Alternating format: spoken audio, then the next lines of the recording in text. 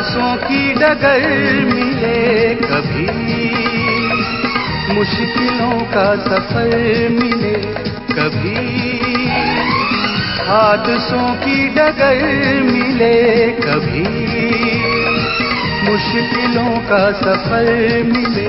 ये चराग है मेरी राह के, मुझे मंजिलों की तलाश है, मुझे मंजिलों की तलाश है।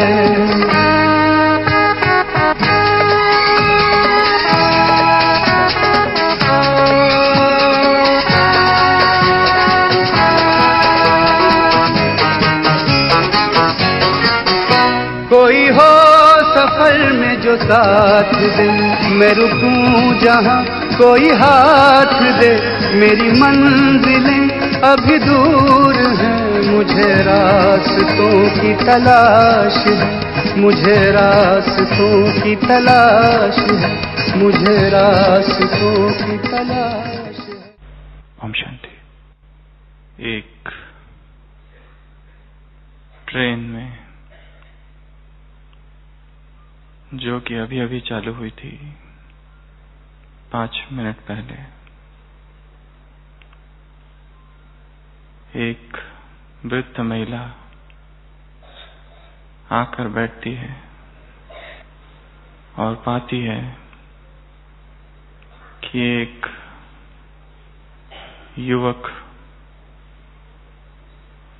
ट्रेन में बैठकर रो रहा है, बहुत सिसकियां ले रहा है, अपने चेहरे को अपने हाथों में गड़ाए रो रहा है, बहुत रो रहा है। उस महिला को लगता है शायद बिछोह है, बिछड़ने का दर्द है, इसलिए उसने पूछा नहीं। वो व्यक्ति रोता रहा। रात हो गई, महिला सो गई। ट्रेन का दूसरा दिन, वो व्यक्ति अब भी रो रहा था और बहुत रो रहा था। उस महिला को लगा कि पूछूं, परंतु किसी के व्यक्तिगत जीवन में क्या हो रहा है,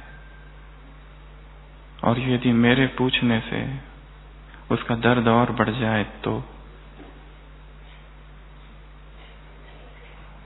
वो नहीं पूछती है। पर वो व्यक्ति दिन भर रोते रहता है। फिर रात होती है और फिर तीसरा दिन, वो व्यक्ति अब भी रो रहा है। महिला को अब रहा नहीं जाता। वो वृद्धा उससे पूछती है, तुम क्यों रो रहे हो?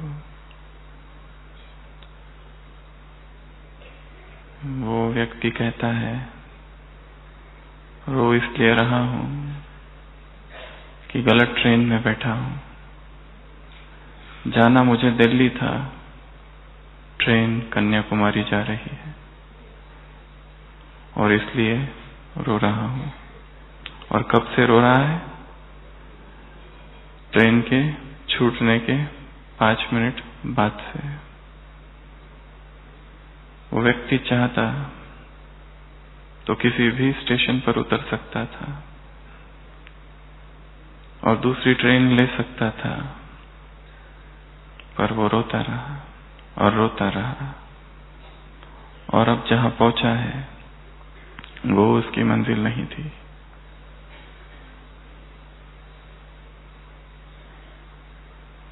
मनुष्य आत्मा भी शायद गलत ट्रेन में बैठी है।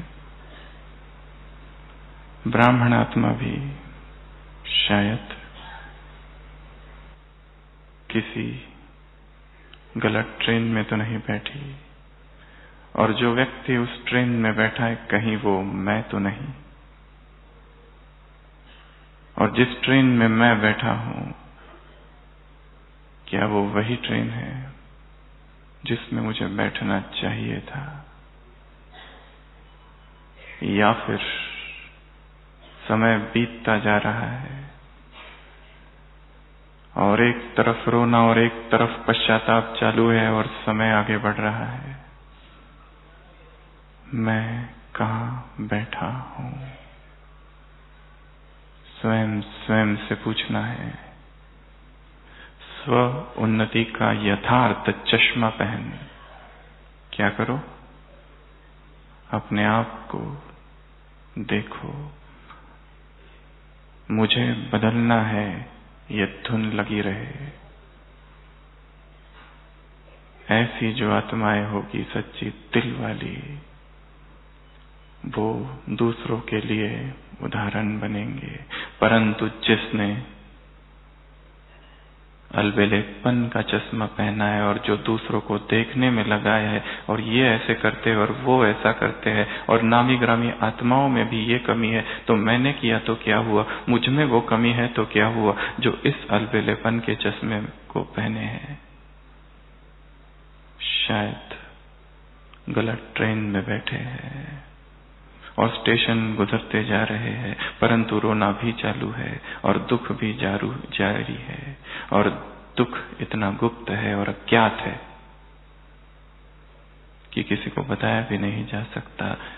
साकार मुरली सुबह की खुशी में नाचते रहो, परंतु अंदर पीड़ा बहुत है और पीड़ा का कारण शायद किसी न किसी श्रीमत की गुप्त अवहेलना, उल्लंघन, दर्द। सुबह मुरली में बाबा ने धारणा करने के लिए 4 बातें चाहिए। श्रीमत, अशरीरीपन, मन मना भाव और चौथा क्या था? पिता व्रता, पति व्रता, बर्तन। चारों में से एक भी नहीं। यदि चारों में से एक की भी कमी तो धारणाएं कम होगी, और जहां धारणाएं कम होगी वहां माया का वार होगा।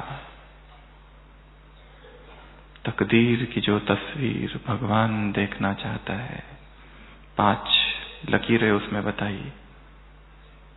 मनसा श्रेष्ठ, नयन रूहानी, होठ संतुष्टता, हाथ श्रेष्ठ कर्म, पैर कदम श्रीमत पर चलने की शक्ति।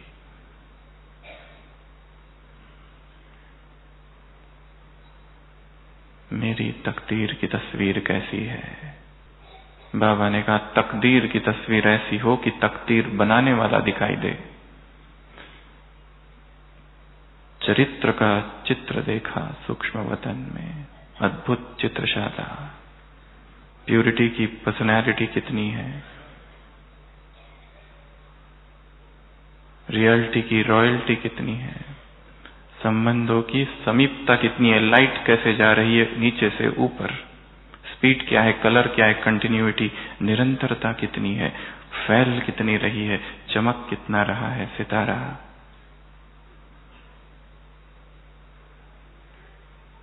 दो मुरलियां चली, एक हिंदी एक उर्दू, चरित्र का चित्र और तकदीर की तस्वीर बाबा देख रहे हैं। एक कवि ने बहुत सुंदर लिखा है, कभी हादसों की डगर मिले, कभी मुश्किलों का सफर मिले, ये चराग है मेरी राह के, मुझे मंजिलों की तलाश है। ब्राह्मण जीवन की इस यात्रा में भी बहुत सारी चीजें हैं जो कि हमारे लिए चिराग बन जाए, चराग बन जाए। तो आज के इस सत्र में हम देखेंगे कुछ ऐसी बातें, कुछ ऐसे अद्भुत रहस्य, कुछ यात्रा में आई हुई ऐसी बाधाएं, मुश्किलें, हादसे जो कि हमारे जीवन में हुई है कभी ना कभी, परंतु वो बातें हमें दुखी न बनाए, वो बातें हमें उदास न करे, वो बातें हमारे लिए प्रेरणा बन जाए, वो बातें हमारे लिए पथ प्रदर्शक बन जाए, वो बातें हमारे लिए चिराग बन जाए। सुबह की साकार मुरली। इस मिस्टेक पर खूब ख्याल करो। ये कही किसी और संदर्भ में, सर्वव्यापी के संदर्भ में, पर वाक्य थे बाबा के, इस मिस्टेक पर क्या करो, खूब ख्याल करो। सूफी संत लिखता है, मैं तुमको सिखाता हूं, मैं तुमको बतलाता हूं, मैं तुमको शिक्षा देता हूं, इसलिए नहीं कि मैं तुमसे ज्यादा जानता हूं, परंतु इसलिए क्योंकि तुमसे ज्यादा गलतियां मैंने की है। जो गलतियां जीवन में हुई है, जो हादसे हुए हैं, जो पाप विकर्म कुकर्म हुए हैं ब्राह्मण बनने के बाद, जहां अज्ञान में 1 का 1 गुना था और ज्ञान में 1 का 100, क्या एक ब्राह्मण आत्मा अपना जीवन दुख में बिता दे और पश्चाताप में बिता दे, या उससे सीखकर सबक लेकर उसको ही अपने जीवन का चिराग बना दे और स्वयं को तो प्रकाशित करे ही, स्वयं के पथ को तो प्रकाशित करे ही, परंतु दूसरों के पथ को भी प्रकाशित करे। तो ऐसे राह के चिराग, ऐसे हम 16 चिराग देखेंगे। सबसे पहला तो गीत में ही था, कभी हादसों की डगर मिले, कभी मुश्किलों का सफर मिले, ये चिराग है मेरी राह के। सबसे पहला दिया चिराग है एक्सीडेंट, अपघात, दुर्घटना, हादसा। हर एक ब्राह्मण आत्मा के जीवन में कोई ना कोई हादसा हुआ है, और वह हादसा इतना सूक्ष्म है और इतना गुह्यतम है कि उसकी कहीं चर्चा नहीं, और चर्चा करे भी कैसे, क्योंकि भगवान मिला है, इतनी खुशी है, परंतु उसके साथ साथ वो हादसा भी हुआ है कहीं ना कहीं, बहुत गुप्त, बहुत सूक्ष्म। विकारों से टक्कर हुई थी, कभी काम के साथ हादसा हुआ था, टकराव हुआ था, संकल्प टकराए थे काम से, भावनाएं टकराई थी विकारों से, और गिराया था और घायल किया था, और पा लिया, इस भाव को चोट की थी, अहंकार की चोट थी और बहुत गहरी थी। एक्सीडेंट हुआ, पहले तो ये मानना है, इस राह में चलते चलते एक्सीडेंट हुआ, परंतु अब मुझे उससे सीखना है, क्यों वो एक्सीडेंट हुआ, क्यों वो हादसा हुआ, क्यों वो काम विकार और क्यों वो विकार, जिनको सदैव के लिए छोड़ दिया था, बार बार किस अज्ञात स्रोत से प्रकट होते हैं। और जो भी ऐसे मार्ग होंगे और जो भी ऐसे कारण होंगे, वो टीवी, मोबाइल, इंटरनेट, मीडिया या कुछ भी हो, या कोई संबंध, या कोई व्यक्ति, या कोई अतीत की अविस्मरणीय स्मृति जो चेतना को पागल किए हुए है, विचारों की परतों ने पहाड़ खड़ा किया है विचारों का, और चेतना का दर्पण धूमिल हुआ है पास्ट के विकर्मों की वजह से। स्वयं को चेक करना है कि मेरे जीवन में कौन सा अपघात हुआ है, कौन सा वो एक्सीडेंट हुआ है, क्या वो संबंधों का टकराव था, लून पानी हुए थे, मन मुटाव हुआ था, कोई ना कोई एक्सीडेंट, हादसा जरूर है। अब वो हादसा मेरे लिए चिराग बन जाए, अब उस हादसे से मुझे कुछ सीखना है, क्योंकि जीवन की प्रत्येक घटना कुछ ना कुछ सिखा रही है, कुछ भी अकारण नहीं। मेरे जीवन में और दूसरों के जीवन में जो कुछ हो रहा है, सुबह की साकार मुरली, हर एक की जीवन कहानी अपनी अपनी, एक की न मिले दूसरे से। और जब दो जीवन कहानियां टकरा रही है, दो व्यक्तित्व टकरा रहे, दो भावनाएं टकरा रही है, दो विचार टकरा रहे हैं, जरूर हादसा हो रहा है और चोटें लग रही है यहां और वहां, और फ्रैक्चर हो रहे हैं भावनाओं के इमोशनल फ्रैक्चर्स। पीछे जाकर देखना है, सिंहावलोकन, अर्थात सिंह जैसे पीछे देखता है, रेट्रोस्पेक्शन, खुद देखना, स्वयं को देखना। जिसने अलबेलेपन का चश्मा पहना है वो दूसरे और तीसरे को देखता है। जिसने स्व उन्नति का चश्मा पहना है, वरदान, किसको देखता है? स्वयं को। सबसे पहला ये चिराग है।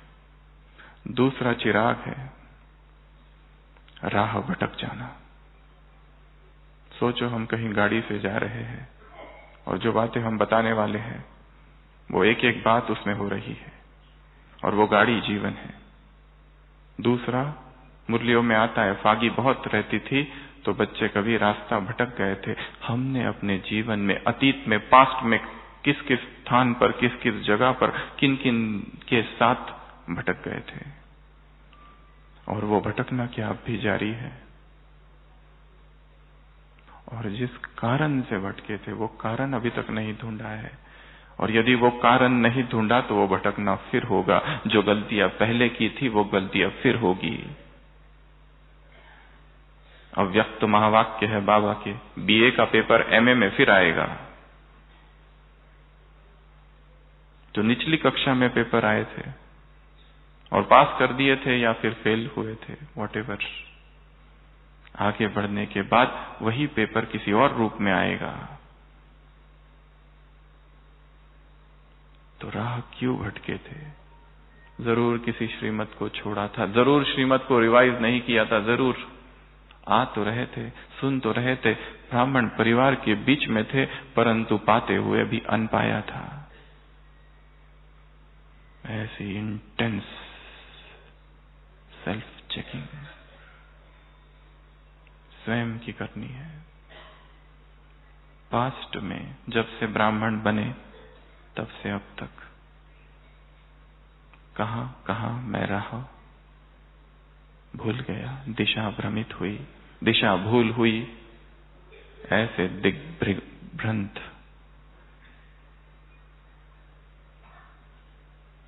स्वयं स्वयं की चेकिंग।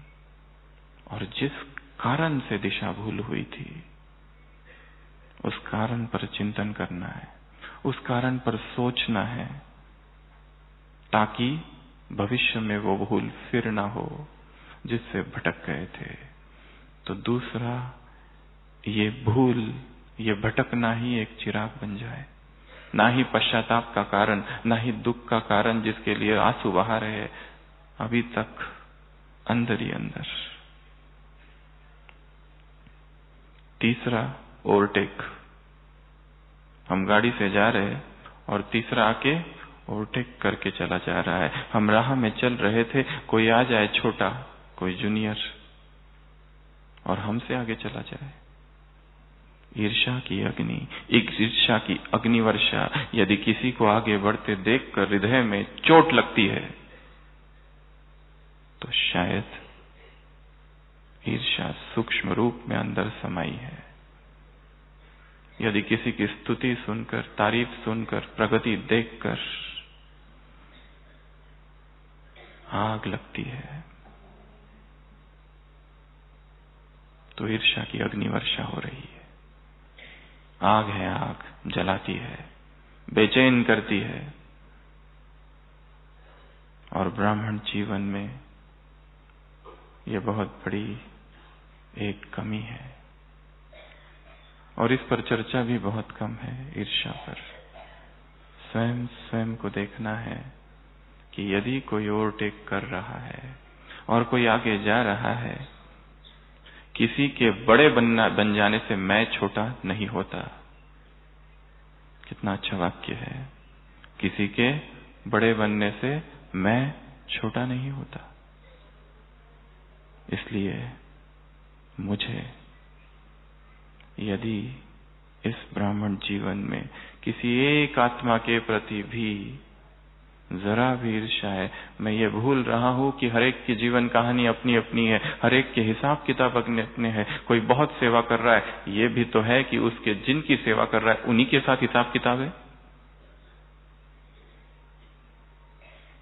कोई बहुत ज्यादा संदेश दे रहा है, परंतु ये भी तो है कि जिनको वो संदेश दे रहा है उनको संदेश उन्हीं के द्वारा मिलना है, उसी के द्वारा मिलना है। उसके भी तो अपने अकाउंट है और उनके भी तो अपने अकाउंट है।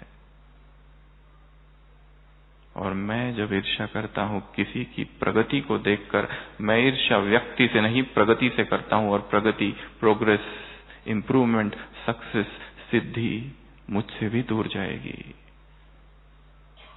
तो ये तीसरी चीज है। यदि कोई ओवरटेक कर रहा है, जा भी रहा है, मुझे दुखी नहीं होना है, इससे भी सीखना है। ये भी एक मार्ग का प्रकाश बन जाए। हर व्यक्ति जो मेरे जीवन में आता है एक टॉर्च लेकर आता है, और मेरे अंदर ही मुझी को दिखाता है। मेरे अंदर चेतना में कोई एक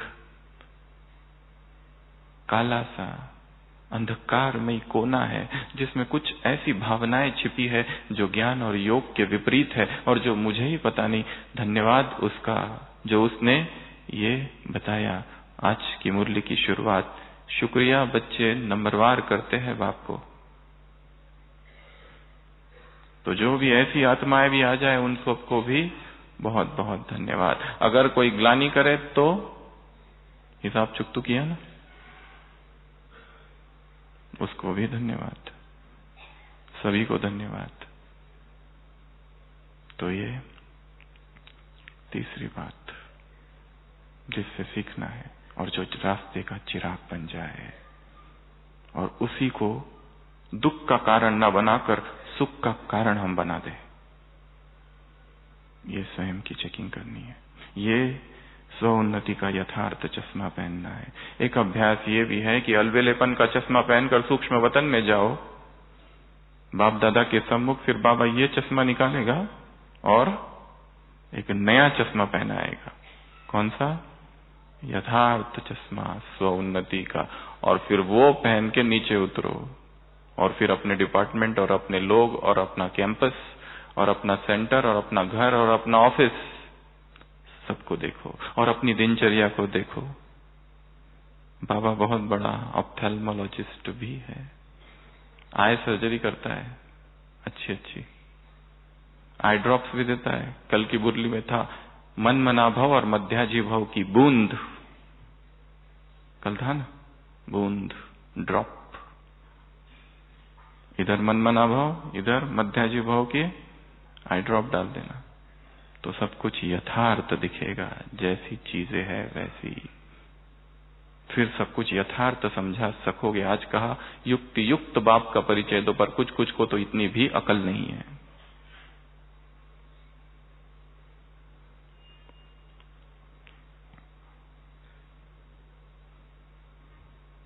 चौथा,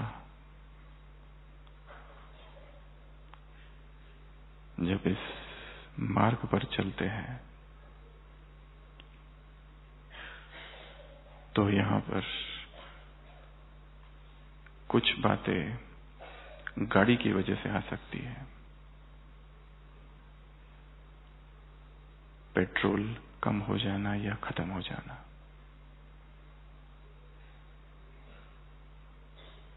ज्ञान का पेट्रोल खत्म हो जाना, अर्थात ज्ञान का चिंतन कम हो जाना। ज्ञान सुन तो रहे हैं परंतु उसका कोई प्रभाव नहीं। महात्मा बुद्ध के पास एक शिष्य था विमल कीर्ति, जो कि श्रावक था। एक थे सन्यासी जिन्होंने सन्यास लिया है, जीवन समर्पित कर दिया है, पर एक था विमल कीर्ति जो कि श्रावक था, सुनने वाला। बुद्ध अपने सन्यासी शिष्य को उस विमल कीर्ति के पास भेजते थे, सीखो। सभी के अहंकार को बहुत चोट लगती थी, हम और उससे, पर वो अजीब था। उसके पास एक शिष्य गया और उसने प्रश्न क्या पूछ दिया, स्वास्थ्य कैसा है? तो बहुत बड़ा लेक्चर ही दे दिया उसने। किस वो पूछ रहे, स्वास्थ्य अर्थात ही स्व में स्थित होना। और दूसरी बात है कहने का भाव, उसने कहा कि मैं श्रावक हूं, अर्थात मैं सुनते सुनते ही धारण करने वाला हूं, मुझे और कुछ करने की जरूरत नहीं है, कोई और प्रक्रिया की जरूरत नहीं है ज्ञान का स्वरूप बनने के लिए। तो ज्ञान का चिंतन, रोज की जो मुरली है, मम्मा ने शायद ही संसार की कोई किताब पढ़ी होगी, केवल और केवल मुरली पढ़कर 21 टाइम्स अ डे मातेश्वरी बन गई, जगदम्बा बन गई। हम कितनी बार उसको पढ़ रहे हैं और कितना उसको धारण कर रहे हैं और कितना उसको समझ रहे हैं और कितना एक एक शब्द, वाक्य, बूंद पिबत राम रस पी रहे हैं। ज्ञान का पेट्रोल भरना है, उसके लिए दो चीजें चाहिए, एकांत और मौन, अध्ययन, हिंदी में कहते सांगोपांग अध्ययन, कंप्लीट थॉरो स्टडी। ऊपर ऊपर से पढ़ लिया, क्लास में आए बैठे सुन लिया, अव्यक्त महावाक्य है, बाबा के क्लास में जाना, मुरली सुनना, नोट लिखना और चले जाना, यह है पुरानी चाल। कुछ और करना पड़ेगा, शब्दों को पी लेना, भाव को पी लेना, अर्थ को पी लेना और जीवन में समा लेना। एक ही मुरली काफी है संपूर्ण बनने के लिए, ओनली वन।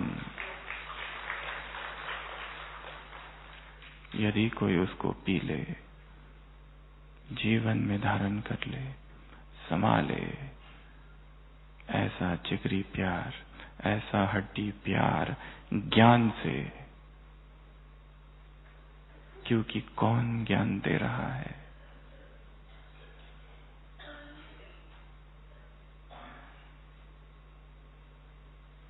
पांचवा, ब्रेक फेल। हमारे जीवन में भी कई बार ब्रेक फेल हुए हैं।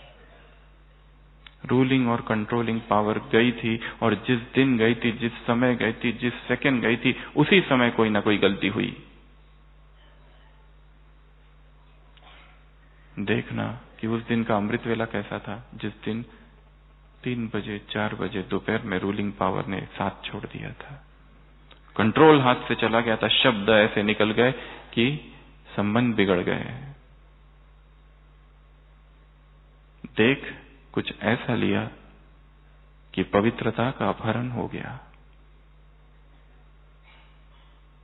ब्रह्मा कुमार जीवन की सबसे बड़ी संपत्ति है ब्रह्मचर्य।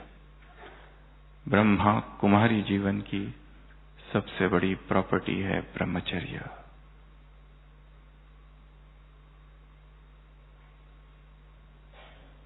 कौन किडनैप कर ले जा रहा है? क्यों कंट्रोलिंग और रूलिंग पावर नहीं थी? क्यों ये ब्रेक फेल हो गया था? उस कारण को ढूंढना।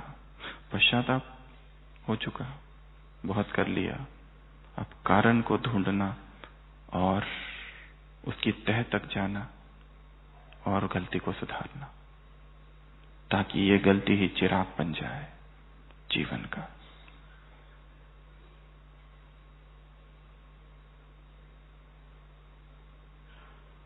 अगला, पंचर। गाड़ी में पंचर। इस राह में चलते चलते यदि गाड़ी को ही पंचर हो जाए, अर्थात उमंग उत्साह की जो हवा है वही चली जाए, तो जीवन नीरस हो जाएगा। ढूंढना है यदि अमृत वेला उठते ही उदासी के संकल्प है और कोई उमंग उत्साह नहीं है, यदि मुरली में कोई उमंग उत्साह नहीं है, दिन भर में कोई उमंग उत्साह नहीं है, सेवा तो कर रहे हैं परंतु दिल यार्डे नहीं है, जरूर कुछ ना कुछ कारण है। और कोई दूसरा नहीं बताएगा आकर, हमें ही खुद ढूंढना पड़ेगा। स्टॉप, थिंक, स्टैच्यू, रुक जाओ, ढूंढो, सोचो, कहां है कारण? क्या यह तीव्र पुरुषार्थ है? अभी अभी मुरली चली थी शांतिवन, 1 सेकंड 1 घंटा है। समय क्या हो रहा है, कैसे हाथों से छूट कर जा रहा है। जब तक ऐसी चेकिंग नहीं हो, पुरुषार्थ बढ़ेगा नहीं आगे। जगदीश भाई जी ने एक लेक्चर में कहा है, पुरुषार्थ अर्थात एक ही शब्द है, परिवर्तन। सब कुछ कर रहे परंतु परिवर्तन नहीं हो रहा है, अर्थात पुरुषार्थ ठीक नहीं। पुरुषार्थ in one word is transformation. जो आदतें आप है, जो कर रहा हूं बार बार, जो कि ऑटोमेटिक हो गई है, अब नई आदतों का निर्माण करना है। ज्ञान युक्त आदतें, जैसे अज्ञान के संस्कार और विकार के संस्कार अपने आप काम करते हैं, वैसे ज्ञान की आदतें, ज्ञान के संस्कार, दैवी संस्कार इतने कुट कुट के अंदर भर जाए कि वो अपने आप काम करे। तो देखना है किसने ये टायर को पंचर किया है, कौन सी कील, क्या आ गया बीच में जिससे ये हुआ है, और क्या मैं करूं? कौन सी ऐसी दूसरी आत्माएं हैं जिनके जीवन में दिखाई दे रहा है कि पुरुषार्थ के लिए उमंग उत्साह है, उनसे जाके मिलूं, उनसे प्रेरणा लूं, उनसे सीखूं कुछ। क्योंकि जीवन अगर ऐसा ही चलता रहा तो जैसे गेंद किसी सीढ़ी पर फेंक दी जाती है, वो तो नीचे नीचे ही जाएगी, ऊपर जाने का कोई सवाल नहीं। कि हम सोचे कि अपने आप हो जाएगा, नहीं होगा। सेवाएं अपने आप हो सकती है परंतु तपस्या और ज्ञान का चिंतन अपने आप नहीं होता है, संकल्प लगता है। तो ये 3 चीजें, और ब्रेक फेल, टायर पंचर, और तीसरा बताया पेट्रोल कम हो जाना। अगले 3, चोरी। ट्रैवल में कभी कभी चोरी हो जाती है, कोई ना कोई चोर आता है और कुछ ना कुछ सामान चोरी हो जाता है, लगेज चोरी हो जाती है। ब्राह्मण जीवन की सबसे बड़ी प्रॉपर्टी प्यूरिटी तो है ही, पर सारे खजाने भी है, और उन सभी खजानों में एक महत्वपूर्ण खजाना है टाइम। ऐसी वो कौन सी चीजें हैं दिनचर्या की कि जो हमारे टाइम को वेस्ट करती है। सभी को एक काम दे रहे हैं, टाइम वेस्टर्स निकालने हैं अपने जीवन के। ऐसे 5 ऐसी कौन सी चीजें हैं जो मेरा टाइम वेस्ट करते हैं। गॉसिप्स, यहां वहां की बातें, या ये करूं या वो करूं, या ऐसे करूं या वैसे करूं, इसने ये किया उसने वो किया, या तो फिर घूमना फिरना, और या तो फिर भोजन। एक है अशोक वाटिका। अशोक वाटिका पता है किधर है? सतयुग में। और एक है शोक वाटिका संसार में, और ब्राह्मणों की है छोक वाटिका, जिसमें दिन रात भोजन भोजन और भोजन। अभी ये खाया, अभी शाम को क्या खाना है। उधर विषय वैतरणी नदी में डूबे थे, वहां से निकले अभी तेल वैतरणी नदी में डूबे हुए हैं। सब कुछ बना हुआ है परंतु उसको छोक लगाओ। दाल तो है परंतु उसको फ्राइड बनाओ। दिन रात भोजन और भोजन और भोजन का चिंतन। सुबह उठे तो नाश्ते का चिंतन, नाश्ता पूरा हुआ तो दोपहर के भोजन का चिंतन, और फिर वो पूरा हुआ तो रात का चिंतन, और कहाँ क्या बना है और किसका क्या है। सारा ध्यान, सारे संकल्प भोजन ने अपनी ओर खींच लिए। एक ही प्रश्न है, किस लिए जी रहा हूं? खाने के लिए जी रहा हूं या जीने के लिए खा रहा हूं? और ब्राह्मण आत्मा जितना खा रही है उससे आधे की भी उसको आवश्यकता नहीं है।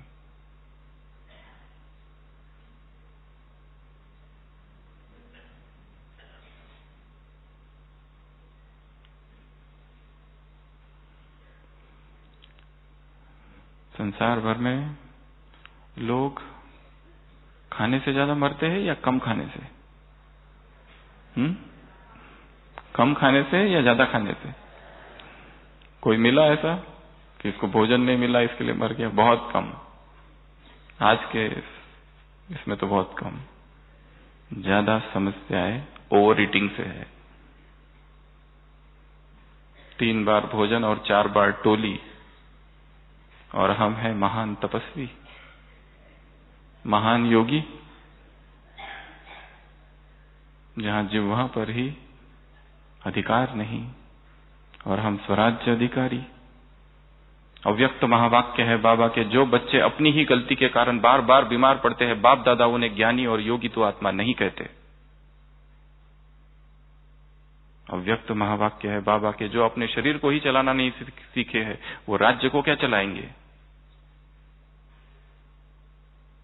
जगदीश भाई ने लिखा है, पहले भक्ति मार्ग में हम देवता दर्शन करते थे, अभी डॉक्टर दर्शन करते हैं दिन रात। तो ये भी एक जैसे कि भूल हो रही है, इससे भी सीखना है। तो कहा थे हम? चोरी। दूसरा है सामान गुम हो जाना। ट्रेवल्स में सामान गुम हो जाता है।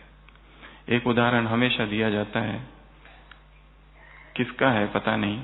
एक भाई निकला आबू आने के लिए, कहीं से ट्रेन में था, युवक कुमार था, उसके बोगी में 3-4 लोग आकर बैठ गए, बाहर के लोग। उन्होंने कहा आप भी हमारे साथ भोजन खाओ। उसने कहा कि नहीं, हम बाहर का नहीं खाते। उन्होंने कहा ये घर का ही है, हमने घर पे बनाया है। फिर उसने कहा नहीं नहीं आप खाओ, मुझे भूख नहीं है।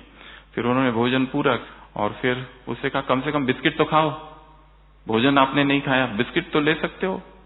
तो अपने कुमार भाई ने सोचा मैन मेड नहीं है, मशीन मेड है, खा सकते हैं। सुविधाजनक श्रीमत, फिलॉसॉफी ऑफ कन्वीनियंस, मॉडिफाइड श्रीमत, अपनी सुविधा अनुसार श्रीमत को मरम्मत करके ठीक ठाक करना।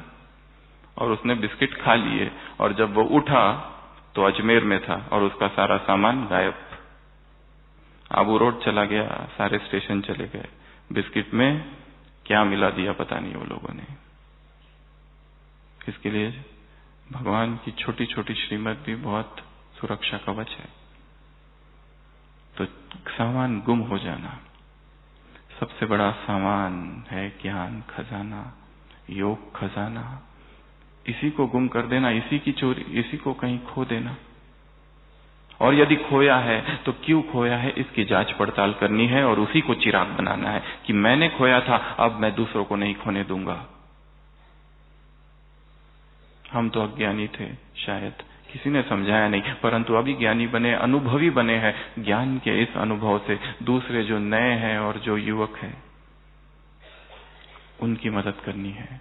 अपनी भूलों से दूसरों के चिराग बन जाना। तो चोरी, सामान गुम हो जाना, और तीसरा है रोड से संबंधित।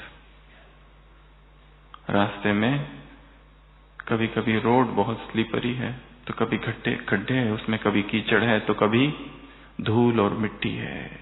ब्राह्मण जीवन के इस रास्ते में भी ये सारे जो धूल मिट्टी और कंकड़ पत्थर जो रास्ते में आ रहे हैं, इन सभी से हमको सीखना है। सभी से, जो जो मेरे जीवन में आई है धूल और मिट्टी, और जिसने मुझे मैला किया था, अब मैं इसी से सीखकर आगे बढ़ूंगा। ये धूल मिट्टी, ये कंकड़, ये पत्थर, ये गड्ढे रास्ते के अब मेरे लिए पीड़ा नहीं है।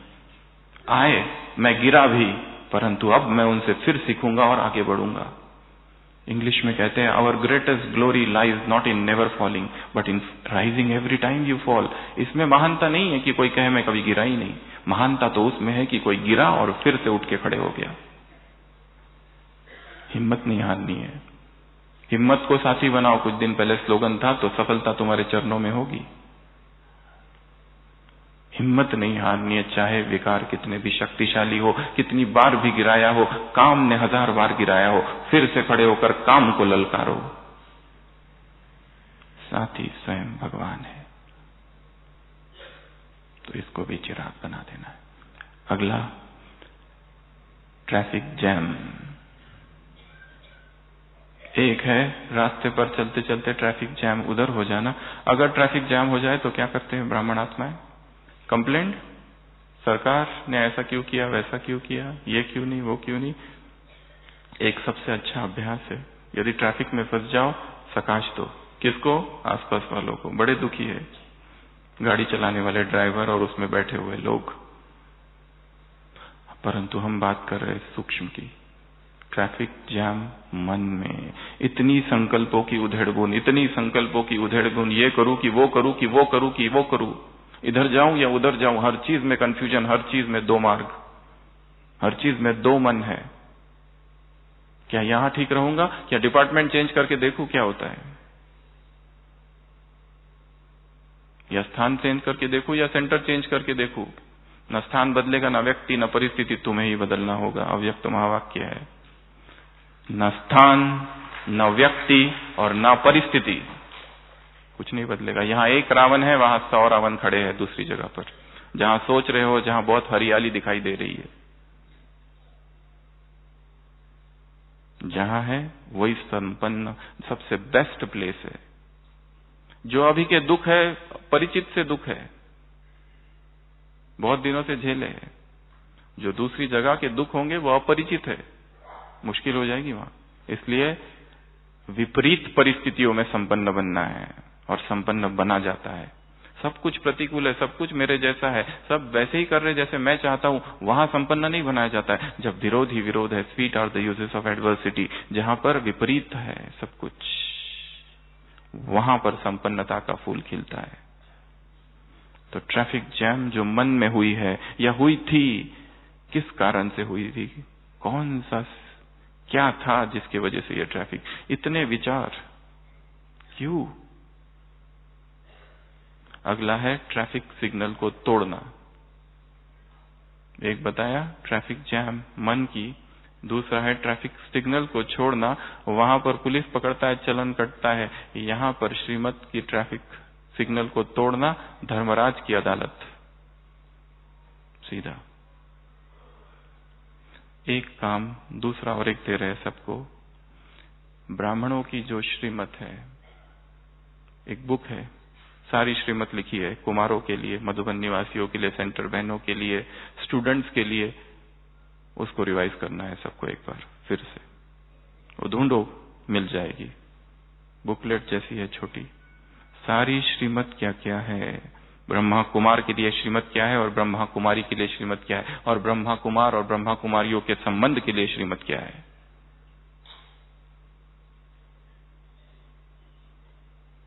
श्रीमत को रिवाइज करना बहुत जरूरी है। Ignorance of law excuses none. हम ये नहीं कह सकते कि ये मुझे पता नहीं था, हम ये नहीं कह सकते ये कैसी परिस्थिति आउट ऑफ सिलेबस, साकार मुरलियों में तो हमने पढ़ा ही नहीं, ऐसा भी होता है। ऐसा भी करते हैं क्या लोग, क्योंकि पढ़ा नहीं है, पर एडमिशन लेट लिया, इसलिए ज्यादा पढ़ाई करनी पड़ेगी। और अगला है स्पीड ब्रेकर। बहुत सारे स्पीड ब्रेकर। राजू भाई जी ने एक बार एक क्लास कराई थी स्पीड ब्रेकर पर। ब्राह्मण जीवन के स्पीड ब्रेकर, आलस, अलबेलापन, आवेश,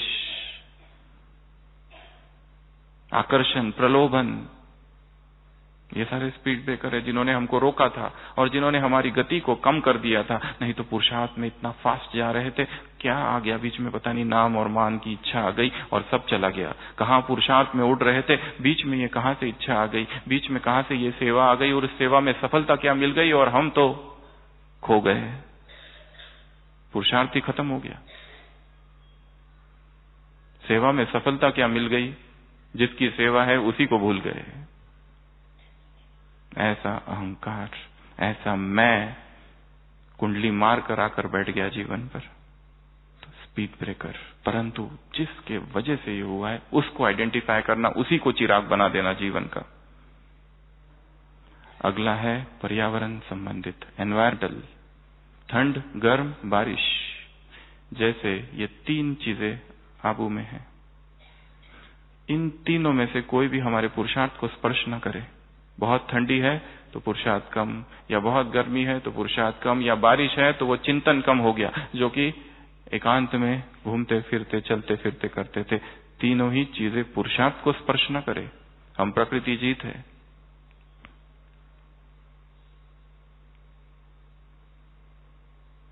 यहां है मन में ठंडी और मन में गर्मी और मन में विकारों की बारिश। वो भी पुरुषार्थ को स्पर्श ना करे, और यदि किया है तो कारण को ढूंढो। बार बार एक ही चीज कह रहे हैं, जो गलती हुई है सुबह की साकार मुरली, अपनी इस गलती पर खूब ख्याल करो, रुक जाओ। IAS की एग्जाम में एक बार ऐसे आया था सबको लिखने के लिए, the only lesson we have learned from history is that we have not learned any lesson. इतिहास से हमने एक ही पाठ सीखा है और वो ये कि एक भी पाठ नहीं सीखा है, क्योंकि रिपीट करते जा रहे वही वही गलतियां। जीवन में भी इतनी बार वही वही गलती और फिर रिपीट, अर्थात कुछ सीखा ही नहीं। तो ये तीन चीजें। उसके बाद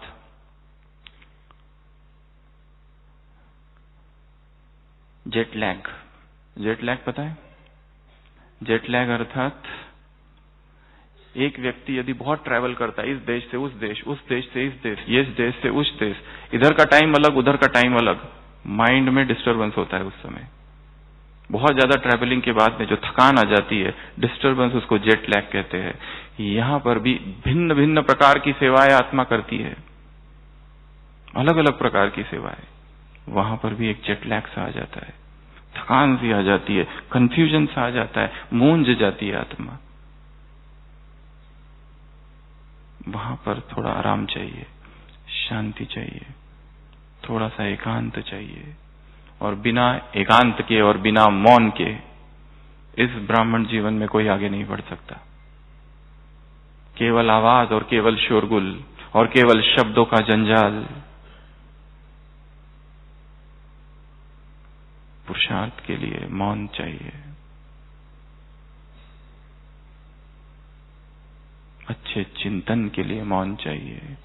और चिंतन जितना शक्तिशाली होगा, योग भी उतना शक्तिशाली होगा, अशरीरीपन भी उतना शक्तिशाली होगा। तो ऐसी ये टोटल 16 बातें हैं जो कि हमारे रास्ते के चिराग बन जाए। जो जीवन में ये चीजें हुई थी, गलतियां कहो, मिस्टेक्स कहो, अपराध कहो, पाप कहो, विकर्म कहो, कुकर्म कहो, पहले तो स्वीकार कर लेना ये हुआ। उसके बाद क्यों हुआ, उसके बाद प्लानिंग आगे ना हो, और उसके बाद इम्प्लीमेंटेशन, उसको कार्य में लाना, और उसके बाद फिर से चेकिंग कि कितना कर पाए। तो ये सारी जो चीजें बताई आपको, जैसे उस कवि ने कहा है, कभी हादसों की डगर मिले, कभी मुश्किलों का सफर मिले, ये चिराग है मेरी राह के, मेरी मंजिलें अभी दूर है, मुझे रास्तों की तलाश है। ओम शांति।